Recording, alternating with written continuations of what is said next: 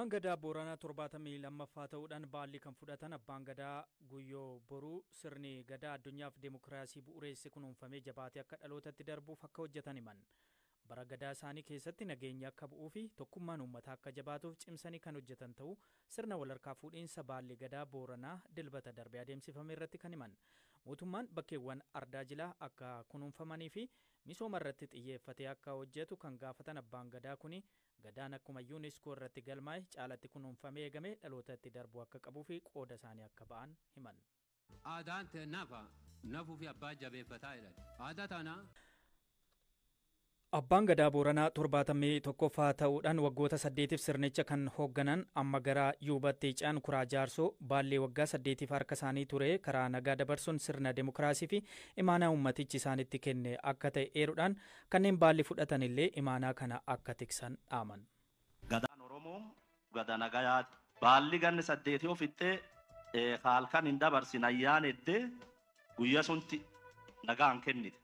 Nagaan baalli dabarsine kennine jirra warri abbootii Gadaa haaraan baalli fuudheellee imaanaa guddoo Booranni isaan kennan tan akka nagaan gooroo Booranaallee miyyuu gaggeessitaniif irraa obbaaftan nagaa sabaaf sablammoota ka biyyi keenya irraatti mootummaa waliin taatanii akka hojjettan harum kanaan dhaamsi dabarsaa. Oromoo Booranaa biratti baalliin Gadaa Fullaasaarraa Gadaa Mardiidatti wayita darbu kan irratti argaman pirezidaantiin mootummaa naannoo Oromiyaa obbo Shimallis Abdiisaa mootummaan naannoo Oromiyaa sirni Gadaa dhimma haala ambaatii walitti hubataa jedhan. Pirezidaanti Shimallis aadaan keenya hammattoo eenyummaa jabeenyaa fi tarkaanfii fooyya'insa keenyati dhaalli aadaa hambaa eegamuu qofa osoo hin taane humna jiraataa har'aa fi egeree dhalootatti darbuu qabu jechuun sagaleen OBN irraa arganne kan mul'isu. Guddinni gaggeessinu kamiyyuu kan bu'uureffachuu qabu Oromummaa keenya, duudhaa ganamaa keenya, eenyummaa keenya, kanaan sabboonummaa Oromummaa keenya kan utubu. Kanarratti dhaabbanneeti wantoota nu hanqatan kan itti dabalu. Falaasamoonni addunyaarra jiran, yaadamoonni amantaa giddugaleessa godhatan, yaadamoonni kallattii adda addaatiin dhufanii eenyummaa keenya nu gachisiisan hundaa ol diina kamiyyirraayyuu ol kan nu injifatanii fi hundee kan nu dhabsiisan waan ta'eef ummanni keenya kanarratti dammaqee aadaaf duudhaa isaa jabeeffachaa eenyummaa isaa jabeeffachaa isarratti waan isa hanqatu kaan irraa barachaa kaan irraa itti dabalachaa ammayyaa'u jechuun aadaaf duudhaa ofitti deebi'u jechuudha. Isa sirriitti beekuu jechuudha. Barachuu jechuun of beekuu jechuudha. Yaadama keenya cimee gabbatee aadaa Oromoo sadarkaa olaanaatti ceesee asiin ga'e yaadama Oromoo waliin jiraachise yaadama Oromoof saba biraa waliin jiraachise yaadama Oromoo fi uumama waliin jiraachise kana caalmatti hubannee barannee beeknee ittiin jiraannee ittiin mul'annee ittiin sirna cimaa ijaarree aadaa siyaasaa keenya fooyyessinee mootummaa cimaa gandarraa kaafnee utubnee iyyummaa hundeerraa buqqifnee wallaalummaa injifannee sabni keenya bakka ga'uu qabu akka qaqqabuuf cimsinee akka hojjennu har'aas ardaa jilaa kanarraa Gadaa 72ffaa amma jalqabu kanarraa dhaabbannee lallabnaa kanarra dhaabbannee hundi keenyayyuu tumsa goonee ergama keenya akka baanu asumaan imaanaa isiniin jechuun barbaadaa. Godina Harargee Ba'aa aanaa Dadaritti shamarran haaduu bitatanii mana kittaantuu deemuudhaan dhagna qabatanii jennaan kittaantonni hidhaan adabaman. Dubartoonni umuriin isaanii ganna 18 gadi ta'e 12 kittaanamuu isaanii hordofee haadholii kittaannaa raawwatan 2 hidhaan adabamuu isaanii itti gaafatamaan waajjira abbaa alangaa aanaa Dadar obbo Ibrahim Hasan Waayilakoo maatii olaanaatti himaniiru.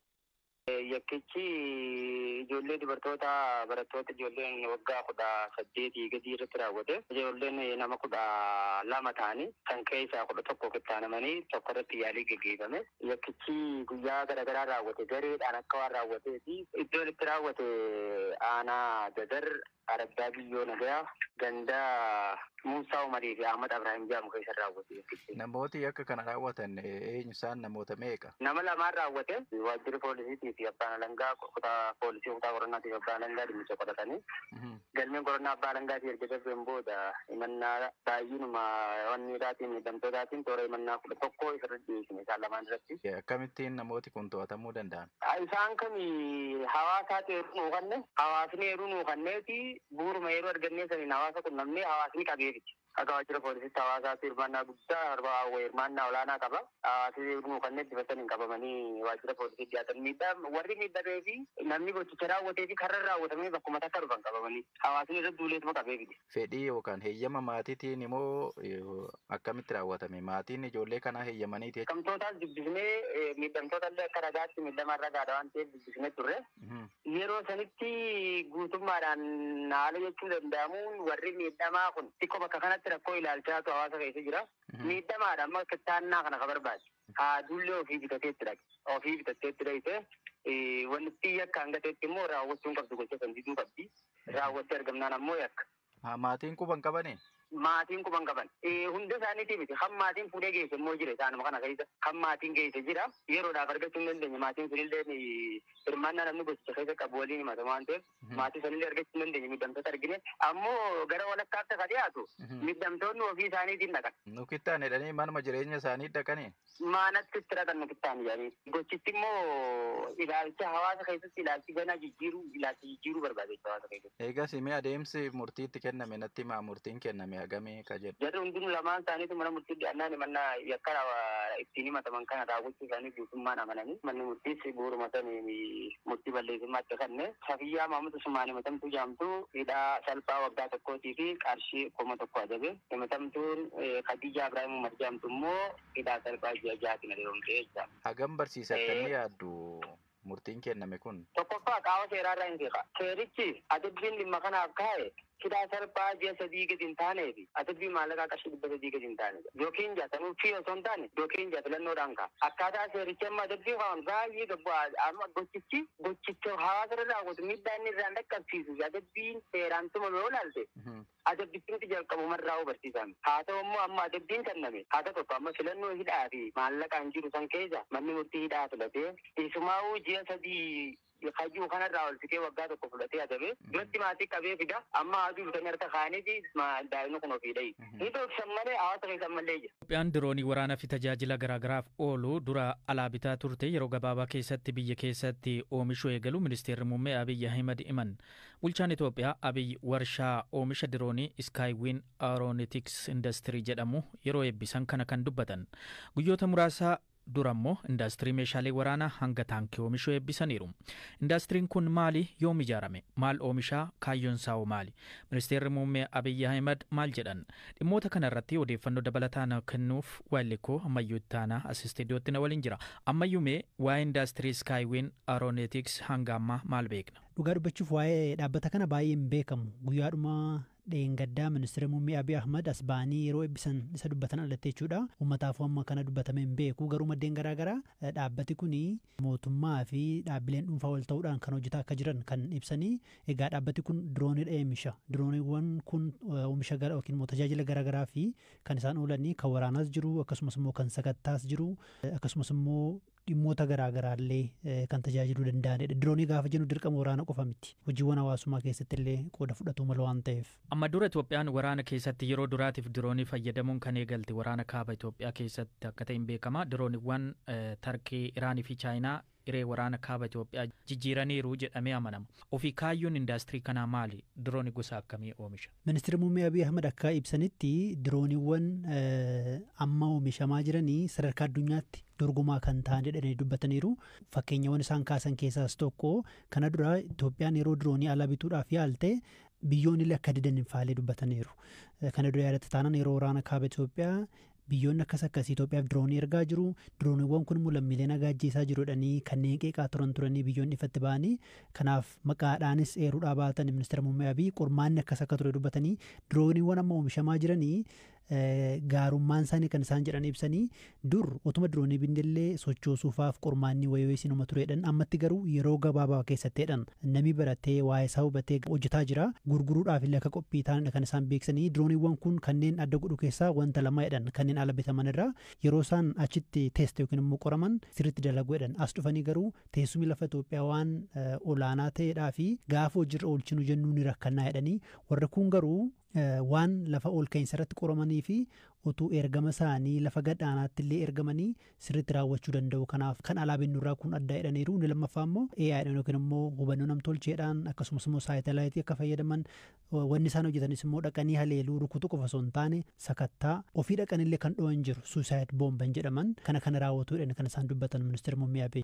Wanti hubannu akka gaazexeessaa tokkotti akka nama miidiyaa tokkotti yeroo dhiyoos Itoophiyaa fi Soomaaliyaan hariiroo isaanii fooyyessaa jiraatanis malee Itoophiyaa fi Eertiraan keessumaa dhimma walaa galaanaa wal qabatee wal dhabdee keessa seenuu danda'u jedhanii xiinxaltoonni dubbatu. Aangootumtis bira qabnee yeroo isaan waan kun akka jiru akeeku ammatti mootummaan ifatti bee dubbachuudhaa baatis ministeera muummee Abiy turban darbee hoomachuu dhaqanii meeshaa akkasii oomishaa jirreedhaan amma immoo diroonii oomishaa jirreedhaan kunneen kan waraana keessa tajaajilanidha. Keessumaa waraana kaaba Itoophiyaa naannoo Amaaraa keessas hidhattoota afaan duratti Oromiyaadhuma keessatti illee hidhattoota waboo irratti tarkaanfii diroonii fudhataa turanii gidduutti lammiileen nagaa ajjeefamuu isaanii jiraatota irraa odeeffannoodhaaf jechuudha. Kanaafuu muddamni Itoophiyaa fi Eertiraa yeroo jirutti akkas dubbachuun isaanii otoo rakkoon dhalatellee humna qabna. Rakkoo kaleessaa keessa hin jirru meeshaa waraanaa sumatti oomishna diroonii akka biyyoota akka kana duraadhaan alaan binnu waan jedhu fakkaata.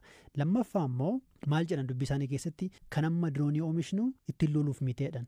Kanneen humna xiqqoo qabaatanii sosso'aniif akka isaan deebi'anii yaadan akka isaan hin dogoggorre akka isaan itti yaadaniifi jedhan. Yoo immoo rakkoon dhalatee loluu eegale gabaabsine xumuruuf jedhan. Kanaafuu dubbii isaanirraa akka hubannutti wayii akka jiru waan akeeku fakkaata.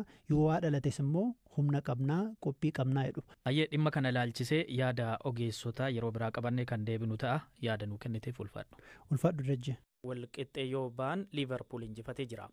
Garaagartummaa qabxii Arsenaalii fi Liivarpuul gidduu jiru 15 ga'ee jira. Arsenaal Liivarpuuliin qaqqaba. Yeroon inni dhiyoo fi fagoo Liivarpuul shaampiyoonatti ta'u yoomi? Galaanaa Balaayee waan qopheesse qaba. Ashama kabajamtoota daawwattoota keenya akkuma beekamu oduu ijoo guyyaa irraatiif qabannee akkuma dhageessan kan BBC Afaan Oromoo dhageessan kana itti aansuudhaan oduu ijoo torbee kanaa kan qabannee isin dhiyaannu ta'a.